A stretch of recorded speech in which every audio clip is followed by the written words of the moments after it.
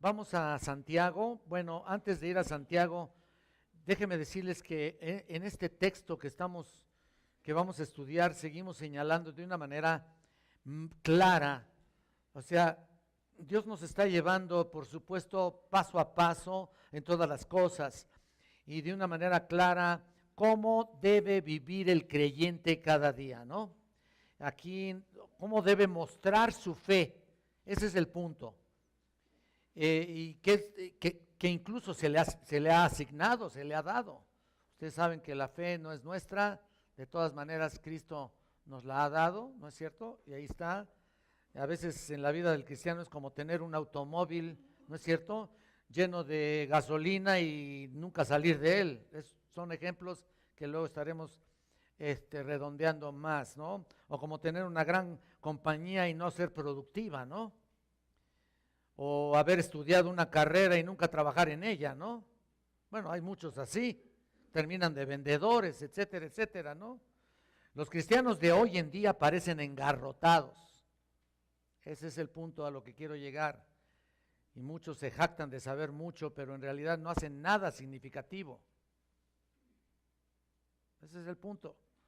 Son como lo que dice Judas, ¿no? ¿Se acuerdan ustedes que dice nubes sin agua llevadas de acá para allá por vientos, de todo viento de doctrina, árboles otoñales sin fruto? Bueno, a la palabra no se le escapa nada, ¿no? Y a Dios mucho menos, por supuesto. Esta es la clave de este texto. Vamos a leer de los versículos 14 al 20, aunque no lo vamos a ver todo, pero vamos a leerlo porque vamos a dividir estos mensajes en varias partes.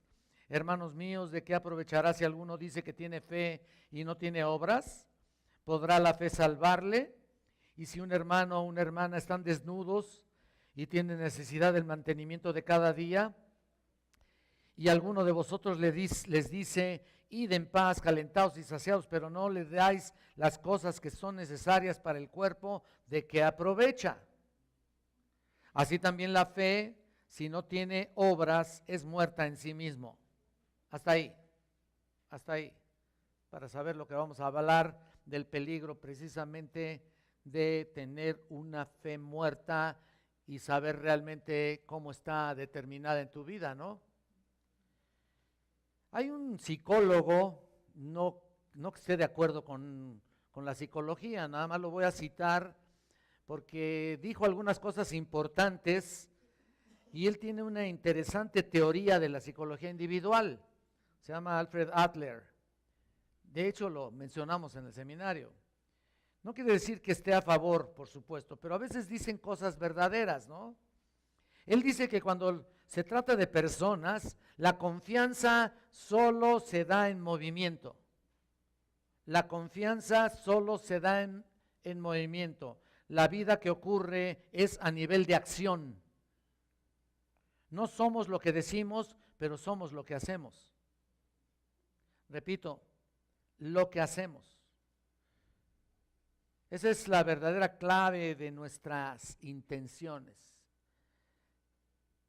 Fin de la cita. Él ha descubierto lo que la palabra de Dios nos enseña de alguna u otra manera. Ha descubierto lo que Santiago está diciendo aquí, lo que estamos leyendo. Ha observado en el comportamiento humano, desde el punto de vista de lo que la psicología enseña, que la única verdadera revelación de una persona es a través de su comportamiento. Es a través de su comportamiento, mis hermanos. Y pensando en una paráfrasis de lo que hemos leído, de lo que dice Santiago, la fe más nada es igual a nada. La fe más nada es igual a nada. Santiago, por ejemplo, describe la clase de fe que es igual a nada. Él llama a la fe muerta, lo que acabamos de leer. Lo ven en los versículos 17 al 20 también, y de nuevo al final en el versículo 26, fe muerta. Ahí está escrita, ustedes lo checan luego, el 17, el 20, el 26, ahí está el peligro para muchos que ni siquiera posiblemente se han dado cuenta. Y este es el momento de esclarecer bien esto y de abrir nuestro entendimiento humillarnos delante de Dios y ver quiénes somos en realidad. Ahora, inevitablemente las personas con fe muerta siempre van a sustituir las palabras por los hechos. Muchas palabras, pocos hechos. Ellos quieren que nosotros creamos que son lo que ellos dicen, cuando en realidad debemos comprender que somos por lo que hacemos. Pero no en palabras solamente. Solo debe haber confianza en movimiento, lo que estamos diciendo al principio del psicólogo. Así que la fe siempre se aprecia por las obras, ¿no? Por eso digo, incluso hemos hablado constantemente acerca de esto, hasta tuvimos ahí un estudio. Por eso le he titulado así, el peligro de una fe muerta. Las obras no se verán en absoluto en una fe muerta. Ahora bien, el punto que necesitamos entender es que en este pasaje hay una especie de fe en Dios que no salva, una especie de fe que no salva, de fe en Jesucristo que no te trae realmente, no es que no te traiga la salvación, simple y sencillamente no te salva. En Mateo, por ejemplo, el capítulo 3, el ministerio de Juan el Bautista nos llama la atención y lo podemos observar cuando dice, y muchas personas eran bautizadas por Juan, muchas personas en los versículos 7 y 8, Juan el Bautista en el río Jordán confesando sus pecados, ¿te acuerdas, no? Algunos ya se acuerdan de eso. Al ver que muchos de los fariseos, continúa diciendo, y de los saduceos venían a su bautismo, les decía, generación de víboras. Fíjate nomás, qué duro, ¿no? ¿Quién os enseñó a huir de la ira venidera? Wow. Y mira lo que les dice, haced pues frutos dignos de arrepentimiento. ¿Lo estás viendo? ¿O lo estás recordando? ¿O lo estás apuntando? ¿No es cierto? Y dice, y no pensáis en decir dentro de vosotros mismos, Abraham tenemos por padre. En otras palabras, había una justificación de parte de los fariseos al respecto. En otras palabras, no cuenten en su patrimonio para demostrar tus obras de legitimidad de tu fe. En el capítulo 5 de Mateo, en el versículo 16, Jesús dijo, así alumbre vuestra luz delante de los hombres para que vean vuestras buenas obras y glorifiquen a vuestro Padre que está en los cielos. En otras palabras, la luz que brilla en la vida de un creyente es la luz de las buenas obras que está demostrando con hechos. Y ahorita vamos a ver cuáles son esas obras y cuáles son esos hechos. En el capítulo 7 de Mateo, por ejemplo, también en el mismo sermón de la montaña, en el versículo 21, el Señor Jesucristo dice, no todo el que me dice, Señor, Señor, ¿te acuerdas? Y es un pasaje durísimo para todos y cada uno de nosotros. No todo el que me dice, Señor, Señor, entrará en el reino de los cielos, sino el que hace. ¿Te estás dando cuenta? Hace, la acción, ahí está, la voluntad de mi Padre que está en los cielos. No son los que dicen, sino los que hacen. Ese es el punto principal de ese pasaje que nos narra nuestro Señor Jesucristo. La confianza no está en lo que la gente dice que es, la confianza está en lo que hacen. Este es el énfasis de todo ministerio de Jesús. Y particularmente ha destacado más en el Evangelio de Juan. Y tú lo ves a lo largo de toda la epístola. Por ejemplo, vayamos por un momento a Juan 3, cuando dice él ahí, el Señor Jesucristo dice, había un hombre, bueno, principalmente lo empieza a narrar así, había un hombre de los fariseos que se llamaba Nicodemo, un principal entre los judíos, y él es uno de los que creen, ¿no? Aparentemente. Y este vino a Jesús de noche y le dijo, Rabí, mira nomás, sabemos que has venido de Dios como maestro porque nadie puede hacer estas señales que tú haces si no está Dios con él. Y mira, en el capítulo 2, 23, las personas que vieron los milagros creyeron en esas señales que Jesucristo hacía, ¿no? En el 2:23, creyeron en su nombre. Entonces, a juicio de Nicodemo, él fue enviado por Dios, ¿no? Y por supuesto creyó en el Mesías. Y ya ustedes conocen la historia en parte. Pero Nicodemo dice, sabemos que has venido de Dios como maestro. Sabemos, una palabra que estuvimos mencionando la semana pasada, que Juan menciona mucho en sus cartas. Sabemos. ¿Qué significa? Que hay todo un grupo que sabía de él. Respondió Jesús y le dijo, de cierto te digo que el que no naciere de nuevo no puede ver el reino de Dios. Pero, ¿cuál es el punto aquí? Bueno, a su juicio cree que Jesús fue enviado de Dios, ya lo dije, pero Jesús le dice, creer en todo esto no es suficiente a menos que seas transformado. Tú puedes creer en lo que tú quieras, puedes creer en la Biblia y puedes creer en todo lo que dice ahí. Intelectualmente tú crees, pero si tu vida no ha sido transformada, entonces no tiene validez. Las palabras quedan en el aire, ¿no? No hay tal cosa como darle oportunidad a una fe como la que tienes. Mira lo que Juan escribe en el capítulo 8. Vayan al Evangelio de Juan y vamos a darnos cuenta lo que dice aquí Juan en el capítulo 8, versículo 30.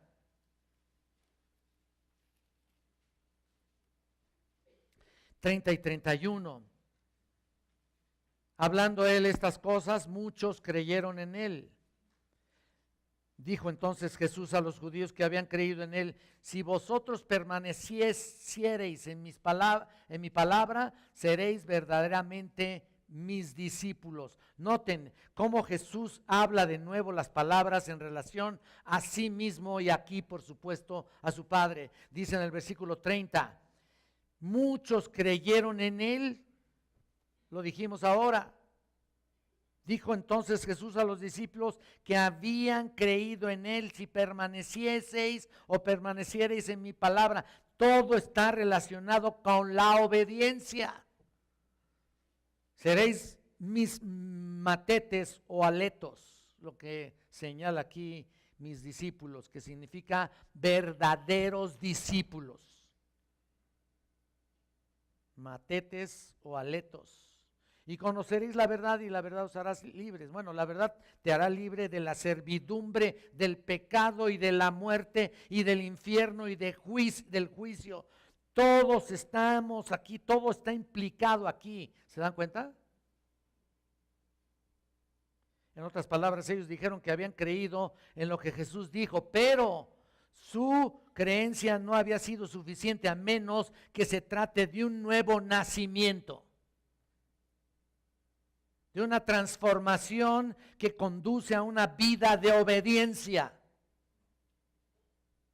La validez de la fe siempre ha sido verificada por el sector de los frutos, ¿no? Por el sector de la obediencia, ¿no? ¿O de qué otra manera? Ustedes mismos, pregúntense a sí mismos, ¿no es cierto? Y el peligro de una fe muerta, lo que estamos hablando aquí, es la ausencia de esas acciones que son justas. ¿Explico? Déjenme decirles que hoy existe una clara evidencia, hermanos, de que muchas personas poseen ese tipo de fe, como que se da en mucha gente, ¿no?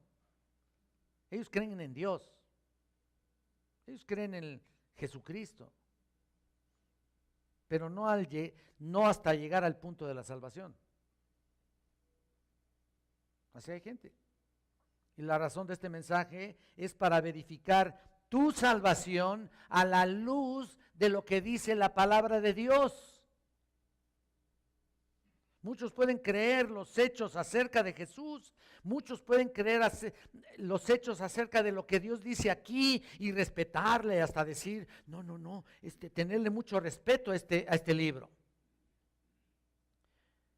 Pero no manifiestan un comportamiento con Jesucristo de acuerdo a lo que Jesucristo ha establecido. Manifiestan que no han cambiado su vida que viene con una verdadera salvación marcada, ¿por qué? ¿A través de qué? Por el arrepentimiento y la obediencia. Otra vez, a través del arrepentimiento y la obediencia. El Señor estaba tan preocupado cuando habló sobre la parábola del sembrador. Ustedes se acuerdan en Mateo 13, ¿no? Cuando habló después en Mateo 13:24 acerca del fruto del trigo y la cizaña. ¿Se acuerdan ustedes de estas parábolas? Algunos de ustedes lo recuerdan bien. Cuando habló también sobre eso en Juan 15, con los que no dan fruto ni acatan las ramas. Ha hablado en Mateo 7 de los que se conoce, los que son conocidos por sus frutos, ¿no? Por sus frutos los conoceréis, ¿no? Ahí está. Se trata de un problema en el ministerio del Señor Jesús, de nuestro Señor. Creencia intelectual no es suficiente. Piensa lo que quieras. Pero si no has cambiado, ¿de qué sirve? Hebreos 12:14, ¿te acuerdas? Sin santidad, ¿qué? Nadie verá al Señor. Nadie verá al Señor. Ningún hombre entrará en la presencia del Señor sin la santidad. Así llegamos a la conclusión de que la justificación debe traer en sí algo más que una simple decisión, porque ese es clásico, ¿no? La clásica decisión que nosotros explicamos claramente en el seminario acerca del decisionismo. Mucha gente hace una decisión y su vida no cambia. O declaración de lo que cree. Tiene que traer en sí una vida, una fe verdadera manifestada a través de lo que hace. No solamente de servir aquí, por decir así, sino también de su vida de obediencia, de su vida fructífera en ese sentido. El apóstol Pablo le escribió en Efesios 2:10, ¿te acuerdas? Como lo estudiamos alguna vez, que somos creados en Cristo Jesús, ¿para qué? Para buenas obras. Ahí está, ¿lo estás viendo? Que Dios incluso ha preparado, ¿cuándo? De antemano, para que anduviésemos en ellas. Hay obras determinadas, y yo lo he explicado claramente cuando hemos hablado en Efesios, lo he explicado claramente que hay obras y hay fruto en ti que está preparado desde antes de la fundación del mundo para hacerlo, para que un cristiano lo haga. El problema es que tardan mucho tiempo en saber qué es lo que tienen que hacer, ¿no? Y hay gente que nunca lo descubre, simplemente, ¿no? O no lo quiere descubrir, o no se quiere involucrar, o simple y sencillamente dice, mira, yo no soy fanático. Déjalo así. Creo en todo, ¿eh? De veras, te lo juro por esta Santa Cruz, ¿no? Pero su vida no cambia. ¿De qué sirve? Ahí está. Muchos pueden suavizar cuando están diciendo, bueno, muchas apenas empiezan, aceptaron a Cristo, pero todavía no saben que tienen que ser transformados. O no se han querido dar cuenta. Bueno, pues entonces el problema está en el mensaje que se les da. ¿Está en el problema en el mensaje que se les da? No creo.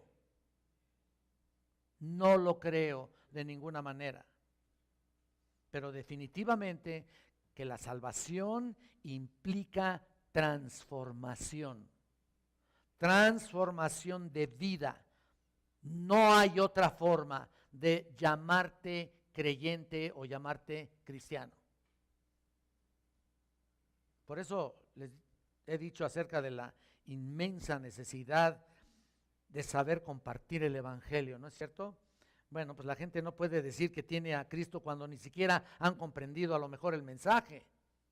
A lo mejor es cierto, no hemos compartido correctamente y tú sabes que la mejor manera de compartir el evangelio es de persona a persona. Pero si no sabes compartir el evangelio, ¿qué va a pasar? Ni siquiera lo entienden y ya los queremos traer al club, ¿no? Por decirle club, pero no es así. tenemos que tratar con ese engaño de compartir un evangelio que no está correcto.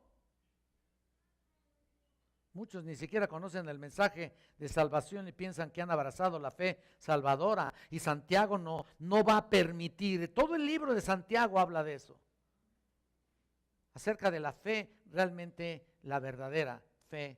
No va a permitir este tipo de engaño y quedar sin respuesta. La gente cree en el evangelio, pero no piensa que es irrevocable el compromiso cuando hay que evitar el pecado y hay que servir al Señor Jesucristo. De hecho, cualquier trabajo que se esté haciendo en la iglesia debe ser confrontado con la realidad de su estado espiritual. Es decir, tiene que comprobarse si ese trabajo que están haciendo es el resultado del compromiso que tienen con Cristo. No para ser visto, ni para ser elogiado, mucho menos por interés, ¿no? De hecho, la epístola de Santiago aquí, estoy hablando, les digo, como una especie de aspecto introductorio de toda lo que Santiago ha plasmado aquí en su epístola. Hay una serie de pruebas aquí en la epístola, una serie de pruebas constantes de que se puede evaluar si tu fe es una fe viva o si realmente se trata de una fe muerta.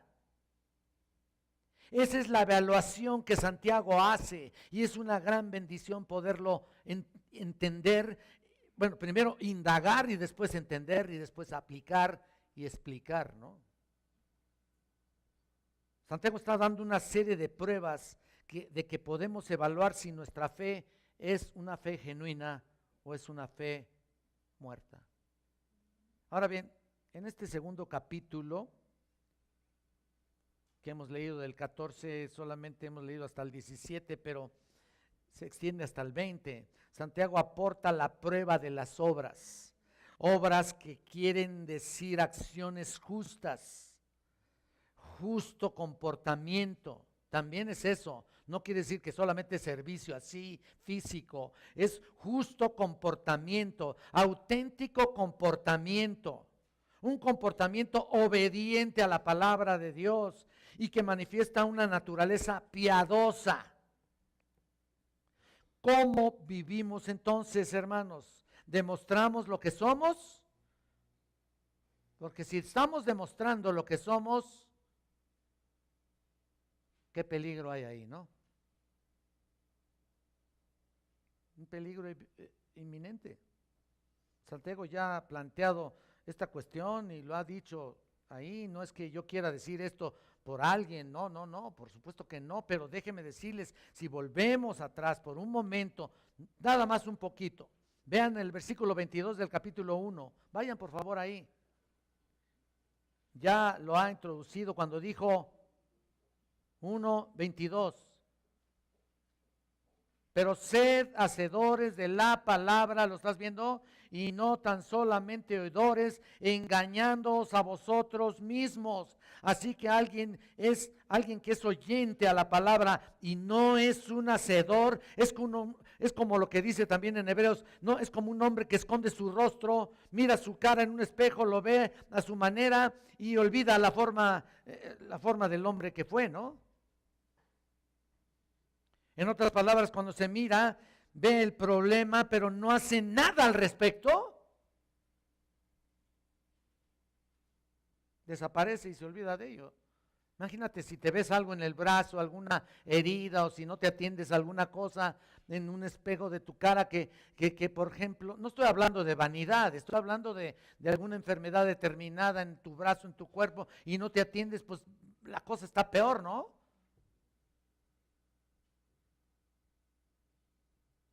Pero ahí está el contraste aquí, viene el contraste. No hace nada, desaparece, pero más el que mira, ¿te acuerdas? Atentamente la perfecta ley, aquí está en el versículo 25, la de la libertad y persevera en ella, no siendo oidor olvidadizo, sino hacedor, nota eso, hacedor de la obra, este será bienaventurado en lo que ¿qué? Hace. En lo que hace. Ese es el punto. Mira, en otras palabras, Dios dice lo que necesitas para ser un hacedor.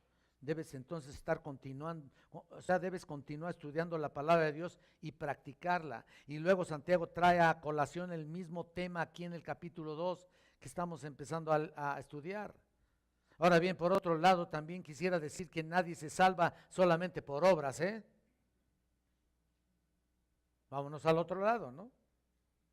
Ya vimos que la fe sin las obras es muerta, pero también por otro lado hay otra parte, ¿no? Por el otro lado, hay personas que piensan que se salvan a través de estar haciendo cosas externas.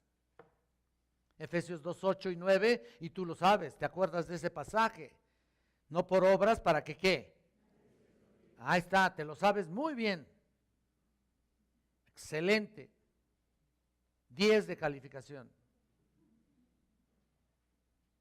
No se puede alardear tener salvación por muchas obras hechas, ¿eh? Por muchas obras hechas. Eso sería adulterar la gracia y la gracia no sería más gracia.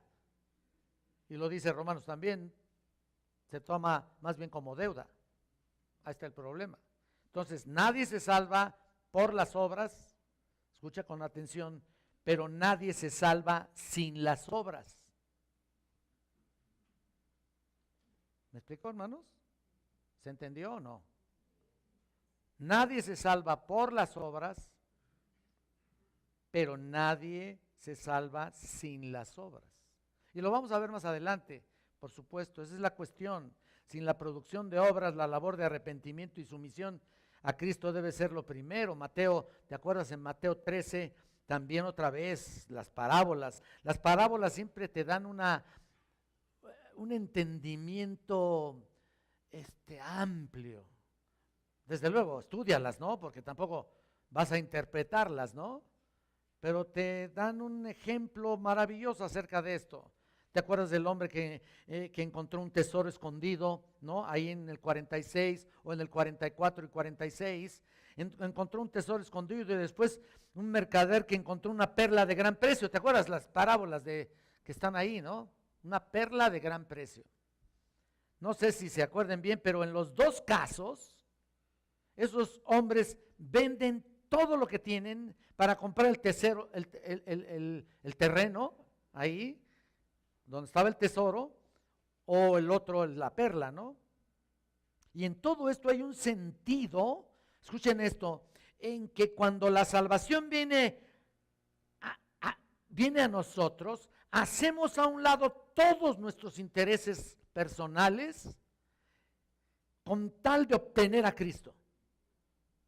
Significa que es tan valiosa la salvación que a las personas que se les ha compartido están deseosas de renunciar a todo lo que tienen con tal de poseerla. ¿Amén o no amén? Espero que sí.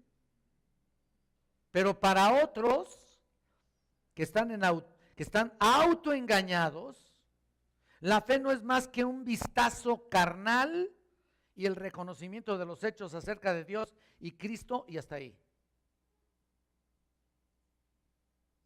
Por eso es que cuando hay alguien que se muere, nos basta con pensar que hicieron supuestamente una decisión de fe, una decisión por Cristo.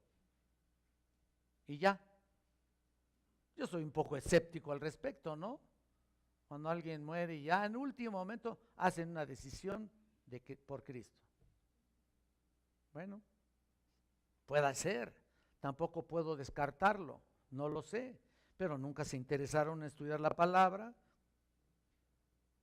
pisotearon el nombre de Cristo y todo lo demás, nunca hicieron nada por el Señor, nada, nunca evidenciaron ni siquiera un acercamiento, nada, debe ser el irrevocable compromiso de una vida obediente y amar al Señor tu Dios con todo tu corazón, con toda tu alma, con toda tu mente, con todas tus fuerzas y de obedecer su voluntad, ¿sí o no? Por eso estamos viendo que Santiago se ocupa de la fe muerta, no la fe salvadora aquí en esta parte. Esa es la cuestión. ¿Y saben por qué? Porque tengo un gran compromiso con esto. Sinceramente se los digo. Tengo un gran compromiso porque he experimentado en mi vida con muchos de mis amigos cercanos, con personas que les compartí y tuve que estar pensando en una lista de personas que se alejaron de todo lo que a su juicio, bajo su propia perspectiva, estaba mal. Y se fueron. Decayó su fe y se fueron. Salieron de aquí y fue una gran impresión para mí. Y son inolvidables esos aspectos porque me hace pensar mucho sobre mí mismo. Ya no tanto en ellos, sino en mí mismo. Y le doy gracias a Dios porque mejor deseo pensar en qué es lo que hice mal. Y lo sigo recordando, orando por ellos. En realidad tenían una fe muerta en lo que respecta a la prueba de los hechos. No importa cuánto se pretenda afirmar, su fe resultó muerta y ya. Por mucho que pretendamos suavizar esto, así fue, punto. ¿Cuántas otras personas como ellos sucede que nunca se percataron o nunca se percibieron de su fe muerta? Hay personas que así sucede. No se percatan que tienen una fe muerta. Y esa es la razón de esta carga por venir a este mensaje. De hecho, es posible que nunca vayan a saber, y precisamente estoy para eso. Bueno, Dios me ha puesto de alguna manera para eso. Hay gente que no se ha dado cuenta hasta que en el infierno lo descubran y se den cuenta que toda su vida vivieron engañados. Y todo por no verificar su salvación por medio de lo que hacen, por medio de la palabra obviamente, pero también en lo que hacen. Ellos nunca cambiaron su forma de ser. Ese es el peligro, mis hermanos. Ese es el peligro. Puedes jactarte de conocer la palabra si quieres, pero sigues igual de egoísta, igual de petulante, y sigues igualito de orgulloso, igual de vanaglorioso, igual de lujurioso o igual de engreído y soberbio, ¿no? Pues entonces, ¿dónde estuvo? ¿Dónde estuvo el punto? Ahora bien, quiero que vayamos al fondo de este texto para comprender a quién realmente escribió Santiago. La epístola fue escrita para judíos. Noten desde el capítulo 1, versículo 1, tú lo puedes ver que dice a los 12 tribus que están en la dispersión, salud. ¿Lo estás viendo? Judíos que se identificaron con la fe cristiana, claro, algunos de ellos eran verdaderos cristianos, claro, pero otros no, claro. Por esa razón hace mención de todas esas pruebas que se dan en esta epístola. Un montón de pruebas ahí. Se trata de la vida externa a aquellos que se habían identificado con la fe cristiana. Mira, por ejemplo, en el 2:21, aquí.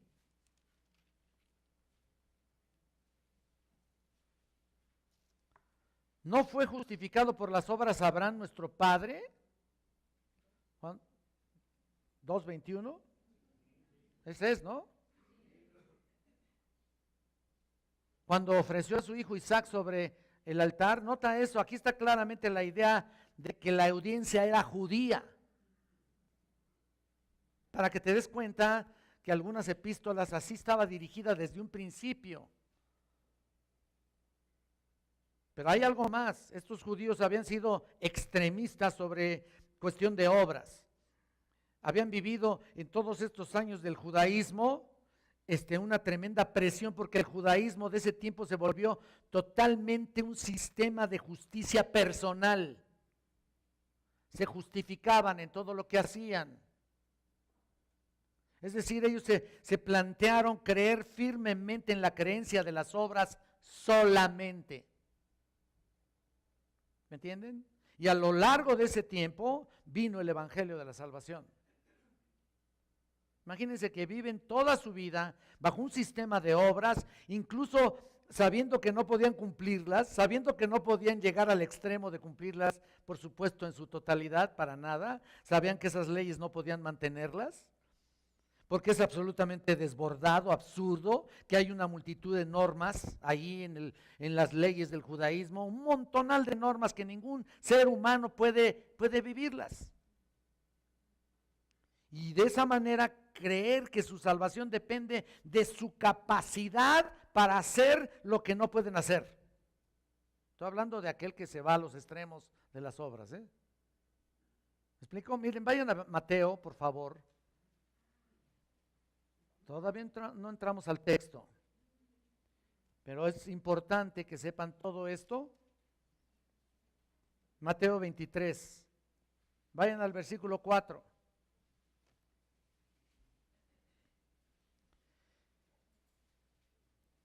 Fíjate lo que les decía el Señor Jesucristo, porque atan cargas pesadas y difíciles de llevar, y las ponen sobre sus hombros, sobre los hombros de los hombres, porque ellos ni con un dedo quieren moverlas. Y ahí está el pueblo judío en general, oprimidos por una carga de culpabilidad, porque no podían hacerlo.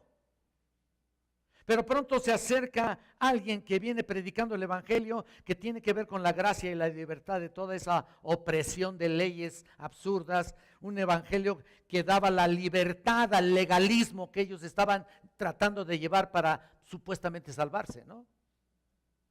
Ni siquiera pensaban en eso. En realidad sonaba demasiado bueno para ser verdad, ¿no? Cuando llegó el evangelio. Y podría ser que mal entendieran algunos de ellos que la libertad se iba en otro sentido.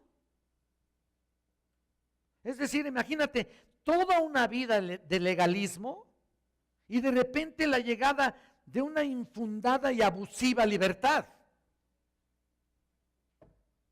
¿no? Seguramente así la tacharon muchos de ellos. Ellos estaban bajo la errónea idea de que todo se vendría abajo, se aceptaban esa libertad. Ya no iban a hacer el eficaz trabajo, entre comillas, o las benditas obras, otra vez entre comillas, para lograr su salvación. Claro. Ya no iban a ser eficaces para nada y ni siquiera necesarias, pero escuche bien. Por otro lado, podría ser que Santiago reconociera en la congregación a la que escribió algunas personas que estaban tratando de alcanzar una salvación que era simplemente creer sin que les exigiera nada. ¿Me explico? Otra vez me voy al otro extremo. Muchos estaban tratando ahí de alcanzar algo sin siquiera, pues no les pedía nada, ¿no? La fe. Y eso suena demasiado descabellado. O sea que por un lado los orgullosos judíos creían que por sus obras se salvaban. Y cuando llegó el evangelio se fueron al extremo de creer que en Jesús sin que les exigiera nada el evangelio. Sin hacer ninguna obra en absoluto. ¿Te das cuenta? Ahí están los polos bien separados y bien opuestos. Pero volviendo al punto de que los judíos ganaban terreno con sus obras, fíjense, había personas incluso que acusaron a los judíos de unirse con el cristianismo porque decían que era una religión más barata que el judaísmo. Ellos pensaban eso. Y el nuevo mensaje del cristianismo, la gracia, la libertad y la fe y la misericordia y el perdón parecía un socorro total. Solo cree. Y ellos decían, pues qué barato es eso, ¿no? Sale barato. Pues no es bueno eso. Fíjense, a pesar de pasar desde el legalismo hasta llegar al antinomianismo. Ahora quiero explicar lo que significa antinomianismo. Significa rebelarse contra todo tipo de ley, tanto de la ley de Dios como las del mundo establecidas. Ese es el antinomianismo. No digo que hay que volver a las obras de la ley, pero las obras son el resultado de una fe auténtica. Nicodemo, por ejemplo, creía, ¿te acuerdas? Pues obviamente lo estoy mencionando, antes de que viniera a ver a Jesús y él le dijo que tenía que nacer de nuevo, ¿no? Y Nicodemo había creído en todo lo que les estoy diciendo, Pero cuando llegó con Jesús, Jesús le dijo, había que nacer de nuevo. Pero no basta solo con creer, la fe salva, transforma para hacer cosas agradables delante de Él. Si no fuera así, entonces, ¿para qué hacernos tontos, no? ¿Qué caso tiene en todo esto? Ahora, ¿cuál es el carácter de una fe muerta? O el peligro de una fe muerta. Esto es lo que Santiago quiere señalarnos. Veamos nuestro texto. ¿Cuál es el carácter de una fe muerta? Él nos da aquí 3 marcas de peligro de una fe muerta. O sea, 3 peligros. Vamos a verlo así. 3 peligros de una fe muerta. Y lo voy a poner de una vez así como parte de lo que tenemos que ver en todo esto. 3 peligros de una fe muerta. 3 descripciones de la naturaleza de la fe muerta. Número 1, la fe muerta se identifica por una confesión vacía. Una confesión vacía. Número 2, la fe muerta es marcada por una falsa compasión. Y número 3, la fe muerta se identifica por una compasión superficial. Entonces, una confesión vacía, una falsa compasión, una confesión vacía, una falta compasión y una compasión superficial. Bueno, vamos a ver, yo creo una nada más. Estaremos viendo las demás a través de algunas otras, otro día. Vamos a ver la primera. La fe muerta se identifica por una confesión. Cuando tú haces una confesión, es vacía. Aquí lo dice, versículo 14. Hermanos míos, ¿de qué aprovechará si alguno dice que tiene fe y no tiene obras? ¿Podrá la fe salvarle? Es confrontativa la pregunta aquí. Es retórica, es de veras dura. Recuerden que Santiago está hablando de una audiencia judía, ya se los dije, pero entonces ¿de qué sirve tener una fe que no funciona? ¿Cuál es el beneficio? O de lo que beneficia a un hombre decir que tiene una fe pero no ha funcionado. ¿De qué sirve esta afirmación? ¿Podrá la fe salvarle? Bueno, pero miren, si un hombre dice que tiene fe en aras de su argumentación, ¿no? Y afirma, tengo fe, creo en Dios, ¿no? ¿Habrá quien lo diga? Por supuesto, muchísima gente lo dice así. Yo creo en Cristo. Y tú le puedes preguntar a todas las denominaciones, incluso a todas las otras sectas, a todas las demás sectas. Ellos creen en Cristo, creen en Diosito, su Diosito, ahí está, ¿no? Ahí está. Confiesa, o ellos confiesan creer en la muerte de Cristo. Incluso pueden confesar creer en la resurrección de Cristo, porque de alguna u otra manera más o menos te lo enseña otras religiones. Por cierto, esto de confesar está en tiempo presente. ¿Qué beneficio trae hacia sí mismo si un hombre continuamente afirma que cree? ¿De qué sirve esa afirmación de alguien si no ha hecho nada y sigue siendo el mismo desobediente de siempre? Si no ha sido productivo, si su vida no ha cambiado. Para comenzar, su vida no ha cambiado. Mucho menos va a ser productivo, ¿no? No es nada más que una confesión que vacía, ¿o no? O una profesión vacía que no se comprueba nada, se queda ahí. Si no hay obras y no hay hechos virtuosos, no se puede demostrar un cambio de vida. Reflexiona en esto, por favor. Cuando es verdadera fe en Cristo, recibimos una nueva naturaleza. Lo he predicado, lo he enseñado, y la nueva naturaleza se manifiesta.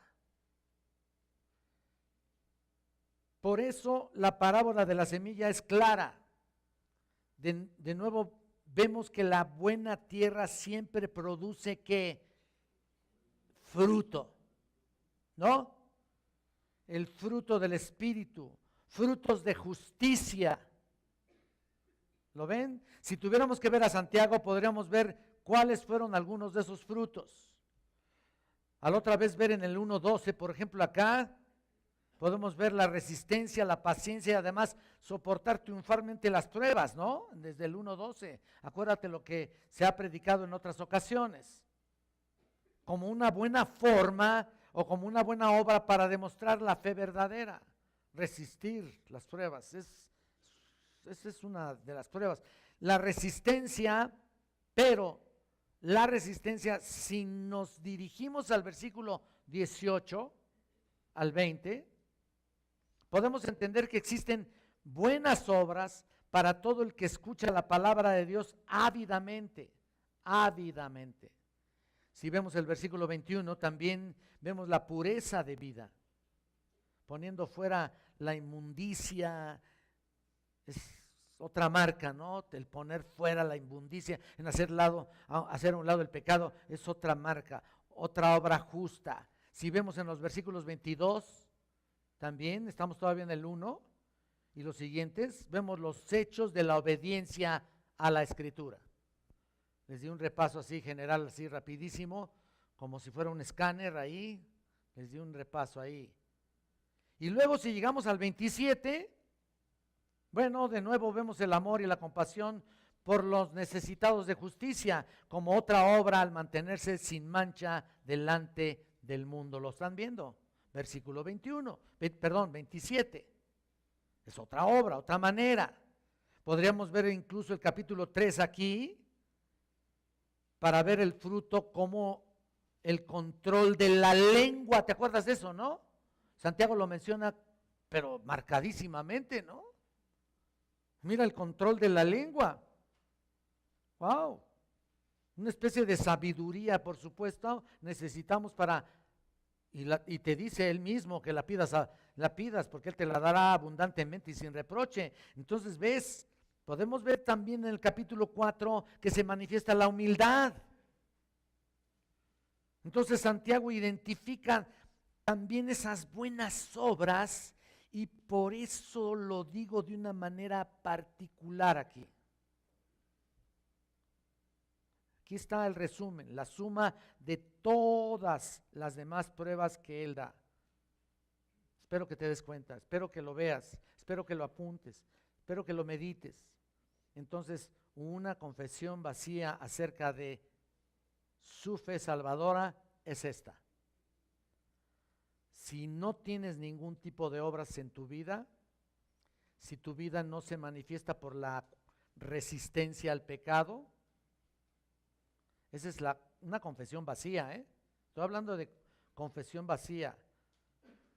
No tienes ninguna obras, no te resistes al pecado, cedes pero encantado, incluso a veces, ¿no?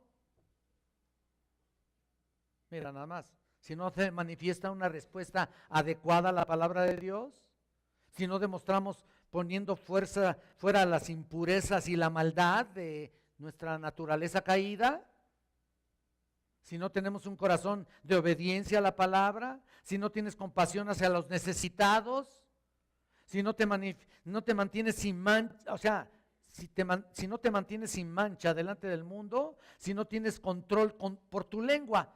Otra vez, hagan de cuenta que volví a repasar todo lo que les dicté aquí, tanto del capítulo 1, 2, 3 y 4. Ahí está. ¿Dónde está entonces la evidencia de salvación? Esa sería una confesión vacía. En Juan 15, por ejemplo, como hemos mencionado antes, Jesús dijo, resumiendo, todo pámpano, ¿te acuerdas?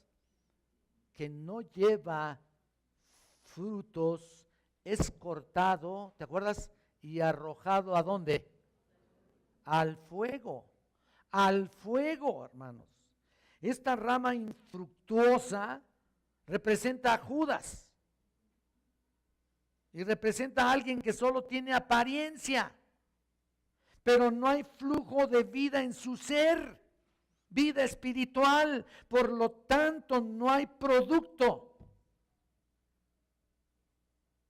Pues ¿cómo va a dar producto? Y ustedes saben esas cosas.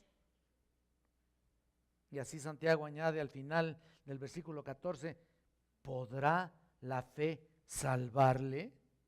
¿Lo estás viendo? Ahí al final del 2:14. ¿Qué tipo de fe podría absolver a un hombre para el día del juicio? ¿Qué tipo? Ustedes mismos contéstense interiormente. ¿Podrá la fe no ir acompañada de un cambio dramático en consideración moral y no tener una conducta adecuada? ¿Cuál es la respuesta? Bueno, al ver el 2:13 me pregunto cómo puede el hombre mostrar misericordia si no hay piedad en su vida. ¿Cómo? ¿Cómo podría ser? ¿Cómo lo puede hacer? ¿Cuál sería el mecanismo para mostrar misericordia? ¿De dónde le va a salir misericordia? ¿De qué fruto, de qué raíz o por dónde le saldría la misericordia? Si en su vida no hay piedad. ¿Podrían ustedes decir que un hombre puede creer y no mostrar piedad, obediencia, y todavía creer y ser salvo? Mira, algunos de ustedes podrían decir que se puede creer y no tener frutos. ¿Y saben qué? Jesús dice, si me fijo en tu vida y veo el fruto de misericordia, no habrá misericordia para ti.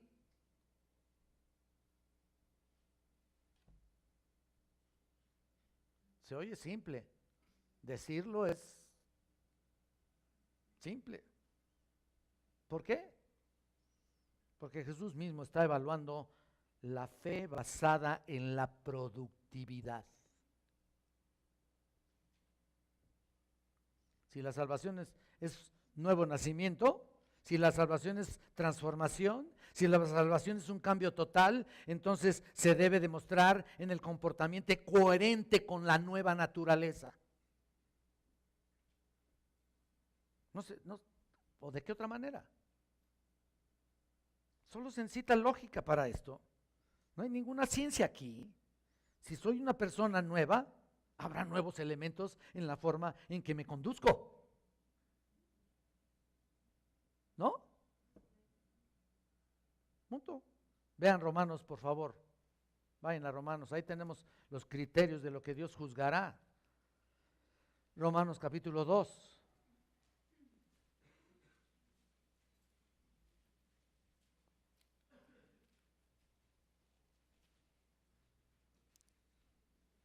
Vayan al versículo 6.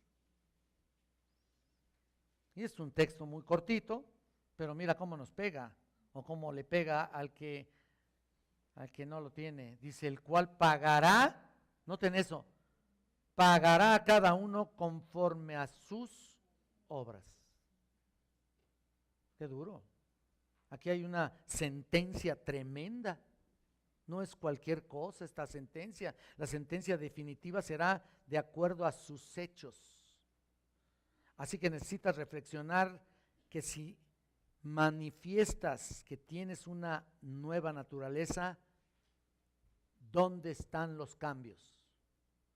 ¿Dónde están la transformación? ¿O qué estás haciendo para Cristo? Y déjame decirte algo, si las personas que me escuchan no obedecen a la verdad, sino obedecen a la injusticia, entonces un día tendrás que enfrentarte a la ira de Dios. Y tengo que decirlo, esto no me lo puedo callar, es la verdad que está revelada en la palabra. No voy a darte por tu lado de ninguna manera, yo voy a hablar lo que dice aquí. Si soy duro, reclámale al Señor, ¿yo qué? Simplemente soy un comunicador, soy un mesero. Así dice el pastor MacArthur, él es un mesero, dice. Lo contrario de esto es que los verdaderos creyentes obedecen a la verdad, obedecen a la justicia. En otras palabras, vamos a ser juzgados sobre la base de lo que hemos hecho y cómo lo hemos hecho, y lo que hacemos es el indicador de cómo nos encontramos.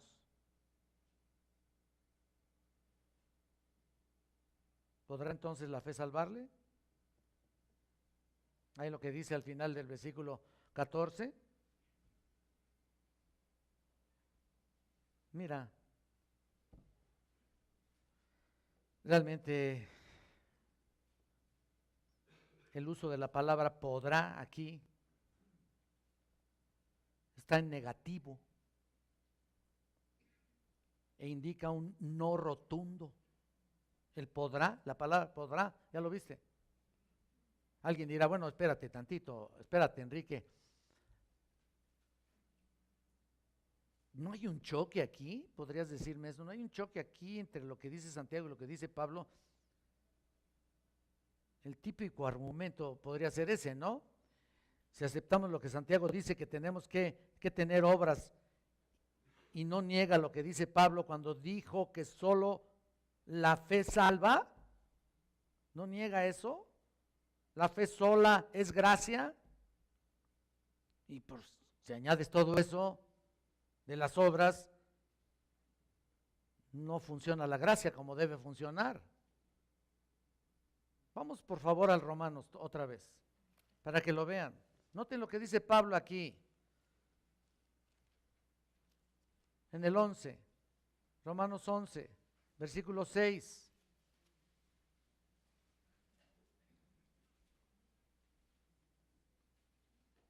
Y si por gracia, dice, ya no es por obras. De otra manera, la gracia ya no es gracia. Y si por obras ya no es gracia, de otra manera la obra ya no es obra. Como que nos pone en nuestro lugar, ¿no? Pero vamos a explicar esto un poco. El esfuerzo humano y la gracia de Dios se excluyen por completo entre sí como caminos, o sea, como caminos de salvación de forma independiente. Eso es lo que nos está mostrando aquí. Pero los dos se fusionan trabajando juntos. ¿Me explico? Ahí está. Una no puede funcionar sin la otra. ¿Me entienden? Es como lo que dice Gálatas. Vamos a Gálatas, por favor, un poquito. Acá, un poquito antes de Efesios. Gálatas en el capítulo 2, versículo 16. Sabiendo que el hombre no es justificado por las obras de la ley, sino por la fe en Jesucristo, nosotros también hemos creído en Jesucristo para ser justificados por la fe de Cristo y no por las obras de la ley, por cuanto por las obras de la ley nadie será justificado. Mira, incluso aquí 3 veces Pablo declara que el hombre no puede ser justificado por las obras de la ley, sino por la fe en Jesucristo. La primera muy general al hombre, ahí en el 16. La segunda muy personal, nosotros también. Y la tercera es universal, nadie será justificado, hablándolo abiertamente hacia todo el mundo, hacia toda la humanidad, por decir así. Entonces guardar la ley es inaceptable como obra de redención. ¿Te das cuenta? Pablo dice no obras y Santiago dice la fe sin obras es muerta. Entonces, ¿no están ellos en conflicto? No, hermanos, no están en conflicto para nada. ¿Saben qué, hermanos? Santiago y Pablo no están en pie, cara a cara, ahí en un enfrentamiento, no, para nada, sino que están de pie detrás de una lucha contra 2 puntos comunes, que son verdad los dos, por supuesto. Pablo escribe de la lucha contra aquellas personas que quieren ser salvas a través de las obras. Y Santiago lucha contra aquellas personas que desean una salvación en donde no existe nada después de la salvación. Pablo está diciendo, la salvación es solo por la gracia. Santiago está diciendo que la salvación es solo por medio de la gracia que produce obras. No hay debate aquí realmente, no se contradice. No vaya a venir alguien diciendo, no, oye, mira aquí, no se contradice la palabra, no, entiéndelo bien. No hay ningún argumento aquí, no hay ninguna tensión. A veces nosotros marcamos también en las clases, ¿no es cierto? Las tensiones, ¿no? Las cuestiones de que Por un lado dice una cosa y por otro lado dice otra. Esas son tensiones teológicas. Aquí no hay eso.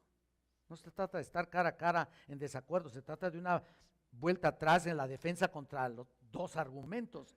Y Pablo está defendiendo la fe contra la salvación legalista. Eso es lo que estaba diciendo. Aquellos que solamente creían que era por obras. Y Santiago está defendiendo las obras como resultado de la fe. ¿Me explico? Si no, tenemos una consejería ya en mi oficina. Ahí está, el punto es ese. Y realmente Santiago, al estar así defendiendo las obras como resultado de la fe y en contra del libertinaje que dice que puedes creer y no tienes ningún cambio en tu vida, eso es la verdad, ese es el punto principal para todos y cada uno de nosotros. Incluso Tito también lo dice. Tito lo habla, digo, varios, por supuesto. Bueno, también el autor es Pablo, pero también hacen referencia a la misma cosa de personas que afirman ser creyentes, pero con las obras que hacen le niegan.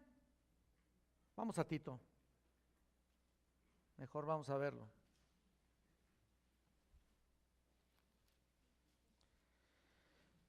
En el capítulo 1, ahí directamente, en el 1, versículo 16.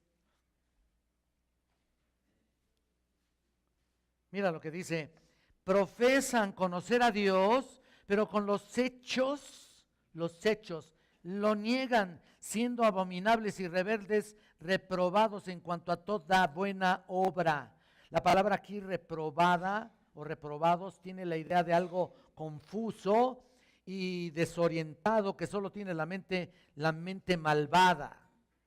Entonces, profesan conocer a Dios, no niegan la presencia de las obras, pero lo que hacen, no importa lo que tú y yo pensemos, son cosas malvadas y no demuestran la salvación. Bueno, a lo mejor habrá quien ni siquiera le quiera demostrarlas, ¿no? Así como cuando alguien trabajaba en el banco, había gente que conocí que trabajaba en el banco y nunca se percataron de que eran cristianos los dos, porque nadie decía nada. El comportamiento dejaba mucho que desear de ambos lados. ¿Cuál cristiano? ¿De qué tipo de cristiano estás hablando? ¿De aquellos que no dicen nada y que su vida es completamente deteriorada en cuanto a su vida espiritual? Mira, aquí Tito tenía la obligación especial de ejemplificar las cualidades morales y espirituales. En otras palabras, el ser ejemplo de buenas obras como resultado de la enseñanza, pero en un cambio de vida, actitudes que demuestren la fe que Dios nos otorgó en integridad, seriedad, incluso con palabra sana e irreprochable, dice el versículo 8.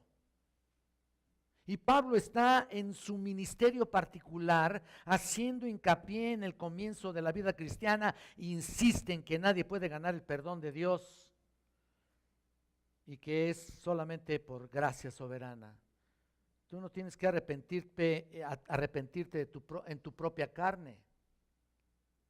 Hay personas que supuestamente se arrepienten aparentemente y lloran y uno piensa que se arrepintieron de verdad, pero están condoliéndose por ellos mismos, por lo mucho que han sufrido. Por eso Jesucristo, en el camino a la cruz, las mujeres se acercaban a él y le decían: lloramos por ti, Señor. Y el Señor les respondía: no lloren por mí, lloren por ustedes y por sus hijos. Ese es el problema. La salvación se lleva a cabo cuando llega la soberana gracia de Dios y transforma totalmente en una nueva persona en la que habrá un claro abandono del pecado y la presencia soberana de Cristo en su vida.